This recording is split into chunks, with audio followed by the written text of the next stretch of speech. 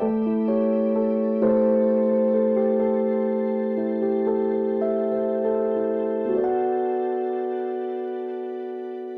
name is Charles Riley. I'm the catalog librarian for African languages at Yale. We're happy to have this morning with us Steve Delamarter, who's had a long storied career in digitizing Ethiopian manuscripts. I believe he went in 2004 on sabbatical to Ethiopia and also to Qumran to study the Dead Sea Scrolls, and taught for many years at Portland Seminary. I first got to know Steve when we were working together, cataloging a set of about 30 manuscripts from Ethiopia at Yale. And so we're very happy to have you, and I'll hand it over to you for the proceedings.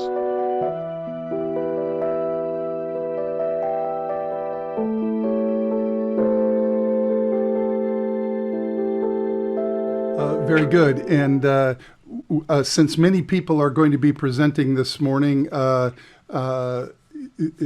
each will be able to share their screen. If you're not on the program, don't share your screen, please. It's a pleasure to be with you this morning, and we're going to just jump right in and look at the future of think about the next generation of manuscript studies together. I'm going to share my screen here. I want to start this morning just a few ideas, a conceptual framework for the quantitative study of manuscripts. One little trip here this morning will get us into the topic. So let me ask the question, what is the shape of an Ethiopian psalter? What is the shape of an Ethiopian psalter? Now, if any of you know anything about Ethiopian psalters, you'll say, that's a trick question. But you would think it'd be fairly straightforward. So you say, if nothing else, if I don't know the answer to that question, let me go make some measurements and count it up. So you get a chart out and you find yourself 20 manuscripts, and you look at their dates, and you put their date on a plot here someplace, and then you figure out a way to quantify measurements. So for instance, on this particular one, 1-to-1 aspect ratio would be a perfect square. That would be a book that looks like this, right? And a book that's 1.4 aspect ratio will look more like 6:9 kind of framework. So again, I ask the question, what is the shape of an Ethiopian psalter? And you look at this and you say, I don't know, it kind of wanders around a little bit. Not sure I see a clear pattern. There is actually historically a very clear pattern, so let's add some more. So you throw another 20 data points on there. Do you see the dots appearing more? And you say, does that help? Can you see the pattern? And you say, not sure I can see the pattern. Okay, let's put another 50 in there. So now we've got almost 100 data points on there. Do you see the pattern? And I'm pretty sure it's not possible. So let's add another 50. Let's add another 50. Do you start to see an emerging picture? Say, no, I don't. It's pretty hard to figure out. Now I'm seeing some clusters, and now maybe, I don't know, the very insightful of you, if you put a trend line along there, you say, I think maybe I see this kind of rising, but I'm not sure, can't tell. And so we keep adding hundreds more data points, and then we get near the end here, and we're going to do one little computational statistical analysis thing. If we take each of these quarter centuries and find the median for their aspect ratios, and just make a little mark on the data, all of a sudden we can start to see the pattern. Do you see it? A flat line is an equilibrated social system in which a flat line combined with tight compliance curves is an equilibrated system in which everyone is doing what they're supposed to. It's all these people are aiming for pretty much a square shaped psalter, and they're pretty much hitting it. and that's a remarkable tight compliance. That means just about every Psalter you pick up that's from the 16th, 17th century is going to be more or less square shaped. And there's some stories around these things. These are outliers in a statistical sense, and they're good reason because they are also cataloging errors. I looked at them, and there's reasons why they stand apart from the normal pattern. And then you look over here into the 20th century, in 19th and 20th century, and you say, oh, we also have a flat line over here, but it's in a very different place. Do you see it? These books look like 6x9 shaped books, though you say this is nowhere near the tight compliance. That is to say, there's quite a bit of latitude among the scribes apparently in the 19th and 20th century. But the most interesting part of this chart, is it not, is this century and a half right in here. You say, what in the world happened in the 18th and 19th century that fundamentally changed the shape of Ethiopian Christianity's most quintessential book? If I asked you to do that, if I asked you, change the shape of your culture's book, how would you go about that? That's a phenomenal accomplishment. And yet, what kind of a social engine would it require to pull that off? Well, you know what? I don't have an answer at all to any of those questions, but I love those questions, and those questions are visible because of there's 1,080 Psalters in this study. And do you see that it took almost 1,000 before we started to see clearly the pattern?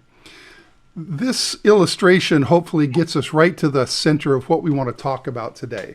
You recognize this picture. This is the Grand Renaissance Dam in Ethiopia.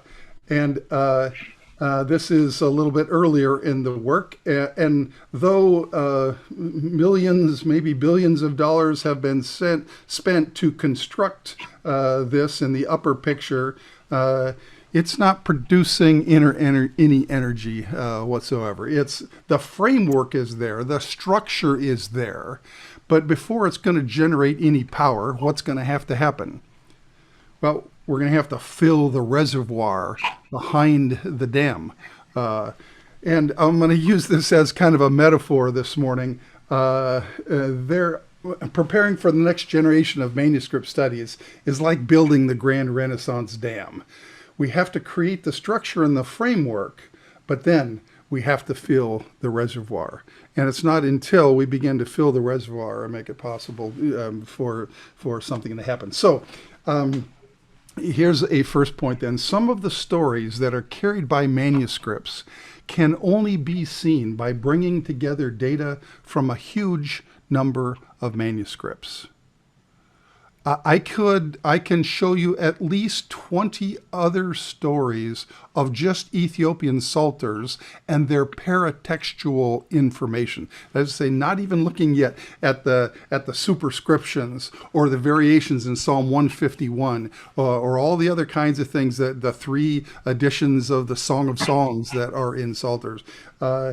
Just looking at paratextual data, I can show you at least 20 or 30 other studies just like that one that show very, very interesting things. But you only find them because you have a huge number of manuscripts available to you. And having those numbers, then figuring out ways to use the tools of computational analysis to interpret and visualize the data. So here's what we are here to talk about today. The purpose of this set of presentations is to ask the following questions about a big view of the coming decades of manuscript studies. What are some of the things we would need to do to get another 10,000 manuscripts in the reservoir? In my work over 15 years, I've been blessed to be able to round up about 12,000 manuscripts that were not previously digitized. and get them digitized. Some of those were digitization of microfilms. Some of those were manuscripts. The largest single project was the one carried out at the Institute of Ethiopian Studies. 10,000 is not enough. If you want to study the book of Ezekiel, you're going to, in order to do text historical studies, you're going to need 30 to 40 manuscripts, copies of the book of Ezekiel. And I can tell you that it takes more than 10,000, a pool of 10,000 manuscripts to come up with 35 copies of Ezekiel. So we've, in order to get the kinds of numbers we need to be aiming at quantity of things. Well, okay, once you got the manuscripts, then how do you create and get detailed metadata into the system? And once we get the manuscripts and metadata into the system, how can we help researchers find and aggregate the data? It's not just having the metadata existing in digital frameworks and structures, but it's having ways in which to find, aggregate, and export that data into a visualization tool or some other way to carry out the next step of your research. So what could we do if we have a lot of manuscripts and metadata in the reservoir? Well, some of that, the last three presentations will be examples of three fairly sizable projects that are underway these days that give us a feel for what's coming ahead. What's going to happen now? Let me see. We're back to. What's going to happen in the next few minutes then is a series of brief presentations where we talk about various aspects of this work. And I'm going to start with my friend Jeremy Brown. Jeremy began working for me when he was still a student in my institution in Portland, and he used to sit right over there and do his work, digitizing manuscripts, creating metadata for manuscripts. He became himself a PhD student, went to Catholic University of America and finished his dissertation there a couple of years ago, and has been teaching at CUA, and is one of the, well, I can't say enough about this guy.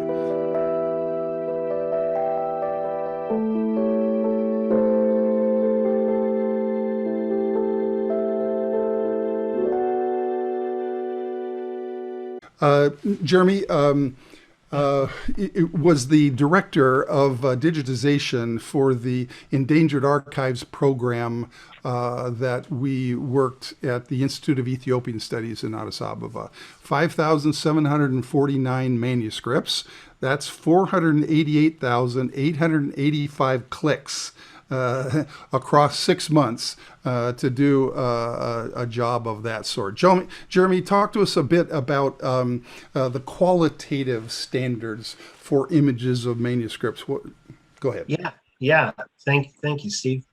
I think the biggest thing that sticks in my mind is even lighting when you're talking about qualitative. There, all kinds of errors can be forgiven in Photoshop, but if your lights are too bright, and you blow things out and you lose text, their detail, there's no bringing it back. If it's too dark, there's no bringing it back. I can show examples from the EMML collection, for example, where it's clear that one side of the lights stopped working during microfilming.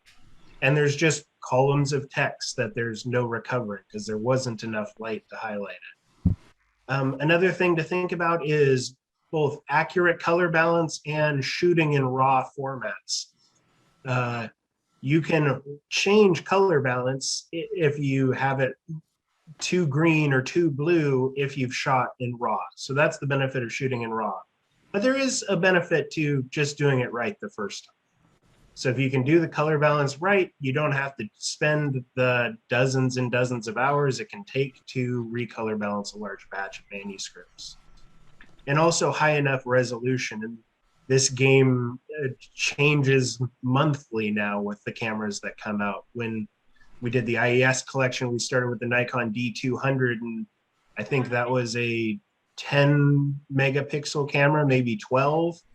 And that was great until we shot the Haile Selassie Bible. All 3 times we shot it, we realized we didn't have a camera high enough resolution. We had to go and when Steve came back from the States, brought back a D300 so that that 13 megapixel camera was able to do the job. And now that you can get a 26 megapixel camera, the game has changed. Yeah. So what does it take to digitize 1,000 manuscripts quickly and accurately, or in your case, 5,000 manuscripts quickly and accurately? Yeah, you got to stick with it. That's for certain. We set up a number that we wanted for each photographer to take a minimum of 800 shots a day. And you can ask, well, what does that give you? Well, your average manuscript, we ran a couple thousand manuscripts to figure this out, is about 183 shots per manuscript. You know, and that number will come down if you get a couple Lafafet Sedeks to come across your desk, and that number will go up when you find a Syncasar. But it averaged out to about 183. So that's somewhere around 4 manuscripts for each photographer. A skilled photographer we found could get up to about 1,200 shots a day, and a really good photographer would get up to about 1,500 or 1,600 shots a day. And so really just sticking with it, finding a system where the rig stayed consistent so that a person could just focus on zooming in and getting set up for that specific manuscript and then working.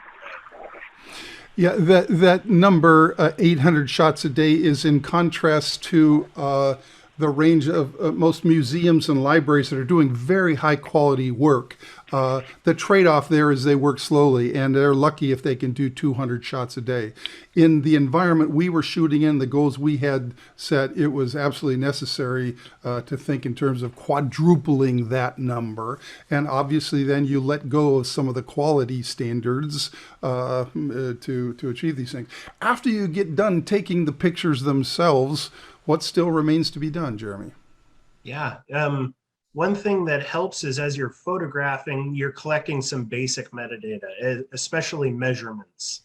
That's a thing you don't want to have to do from the images if you can help it. Capture some basic measurements before you let that manuscript leave your hands. Once you have some of that basic metadata, then at the end of every day, I would collect all the hard drives from the photographers, take them back home with me, and I would compile those all into a master set. And that's no small feat when you're talking about 800 to 1,600 shots per photographer, shot in RAW and JPEG. That was a process that took a while. And also thinking about not only having daily backups, but multiple sets of daily backups maintained in different locations. You don't want all your eggs in one basket. So we would have a master set off-site, a master set on-site, and a master set that lived in my backpack back and forth. So trying to minimize the risk of losing all of that hard work. In one sense, you'd say that shooting at the Institute of Ethiopian Studies was the most, maybe among the most protective environments that you could shoot at in Ethiopia. And the Ethiosphere, I don't know if Dennis is here this morning, but oh my goodness, you got to take your hat off to those folks. Very rough conditions. Nevertheless, even in that sheltered environment, we often had electricity fail us sometimes 10, 20, 30 times in a day. And the lights would go out. Fortunately, we were working off batteries for most of the functions, so we didn't kill hard drives and computers. But it took 6 months to get an idea here. 6 months of anywhere between 4 and 7 stations working simultaneously. Always 4, sometimes up to 7. Every day that we could work, where there was power and the doors were open, we were there shooting. And 6 months of that got us about 5,000 manuscripts. That's pretty substantial, but that's 500,000 images 488,885, and each click produced, actually it's a million images because every click produced. So having a system by which you do that sort of stuff. This is not the normal operation in Bibliothèque Nationale or Vatican or someplace that has an established collection. But it's, if we're going to think about quantities in these on these scales, that experience was valuable. Was there anything else, Jeremy, before we move on to the next? No, those were the main things. Let me introduce, maybe spotlight Kaleab Demeke, if you would. Kaleab Demeke is a dear friend, lives in Addis Ababa. He's with us here today. There we go. Good morning. Good evening. And Kaleab and I have known one another for at least 10, 12 years, something like that. And at some point along the way, he began to run a fourth station in one of our early projects, and has shot at least 1,000, 1,200 Ethiopian manuscripts. Many of them were shot from microfilms. And if you know the situation in Addis, for instance, you know that there are a lot of microfilms there and very few microfilm readers that don't do damage to the microfilms. And sometimes there are no backup copies. So digitizing microfilms has turned out to be an enormously important. The entire UNESCO collection of 360 manuscripts, something like that, is on microfilms, and those needed to get digitized. And there were many other collections. Kaleab, we're going to turn it over to you and let you tell some of your story about digitizing manuscripts, and especially microfilms then in Ethiopia. Okay. Thank you, Steve.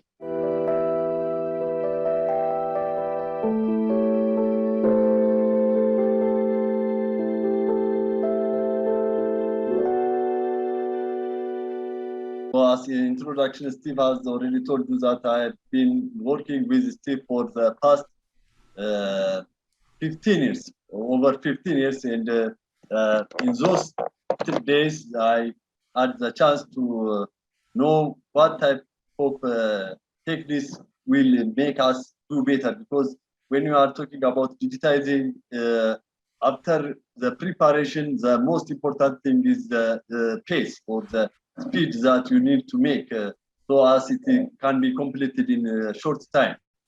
So those are the skills that I learned over the time. So I already prepared some presentation for you. I will focus on microfilm digitization by this part, as my part is the digitization of microfilm in the Ethiopian setting situation. So our technique for digitization is a way in which we do not need a power.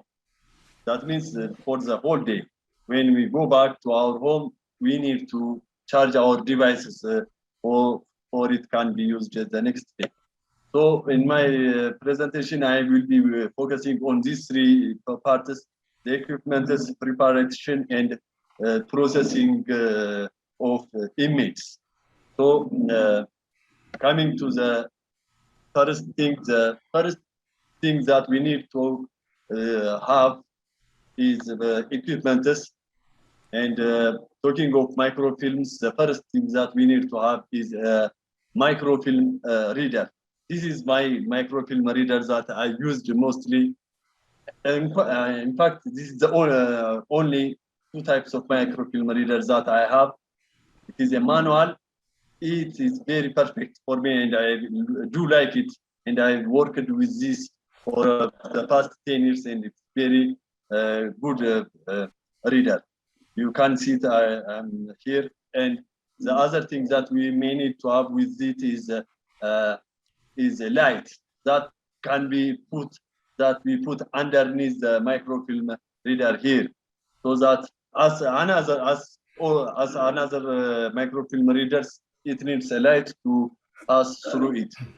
So this is how it's going to be set up at last. So the light that we have will be underneath, and as you can see here, it is a light, so the microfilms can be read for us.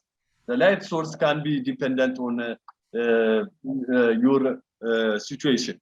I usually use my mobile phones that I have, or a fluorescent light can be useful, but the fluorescent light need to be a USB device that just uses source of power from the computer. It cannot be from the power grid. Other things that we need to have is this equipment that you can see. The first thing is a camera that I used for a lot of time, the Nikon D300. Then this is a normal lens that we use for day-to-day basis, but the lens that I use is this micro lens, which is very good for digitizing microfilms. As you all know, you know the 35 millimeter microfilms, the 16 millimeter microfilm, and microfiche. This lens will be enough to capture the 35 millimeter microfilm. But when we come to the 16 millimeter or the microfiche, there are also extension lenses that we use like this, 31, the 12 or 60 millimeter extra lenses that are important for us to get a clear picture of those microfilms. So the other equipments are the tripod, and this is the carpenter level that we use to adjust our setting. The other thing is that connected with computer is the laptop computer, an external battery that I will be using whenever I'm going to the digitizing environment, hard disk that all the images will be stored, and on my own computer, these two softwares, the PS is Photoshop, which is very useful for processing an image, and CCP Camera Control Pro. So these two softwares are is very important to do the job. The preparation part is coming with the camera balance. The first thing that we need to do is balancing our camera as shown in the picture. We need to adjust our camera downwards to face the microfilm reader as shown like this, and depending on your microfilm, you need to adjust your lenses. So whenever the microfilm is smaller, you may need to add extra lenses on your camera. So in order to get the full size with a good quality, most importantly with a good quality, you need to adjust your lenses. The next thing after doing those things is camera adjustment to get a quality and readable image. As Jeremy already said to you, firstly, once you started the job with wrong adjustments, it will not be coming back. So the first thing that we need to do is adjust these parameters so that it can be used for what it is supposed to be used. So some things can be adjusted as Jeremy said earlier, but if you have not already focused, or if the light has already passed what it is should be, that could not be fixed. So this is where we need camera adjustments need to be done. So the last thing that we need to do is select what kinds of pictures that we need to have. Our cameras have lots of options for image and storage, image selection. So mostly we use the JPEG format, but depends on your situation. You can use the TIFF format or the PNG. So this is a sample image that I used. This is a very quality image, as I've told you, which have a good white balance with a good zoom. This is what comes at last when you have adjusted all those parameters as I have told you. So the next part will be the processing part. The processing part will be adjusting things that was done. This is minor adjustment actually. It cannot be, as I've told you, I cannot focus which has no focus on it, or I cannot adjust a cropped image that has a half part out of it. So this is a minor adjustment that we use using our raw files. So this will give you as if that you are shooting on it. So exposure, contrast, highlight, this is things that you find on the time of shooting. So processing will be done after all we have done digitizing, and we do such kinds of things to make the image better. The other thing after the processing will be the converting those images into PDF file. So this is a short presentation I have for you, and I will show you some pictures that have that.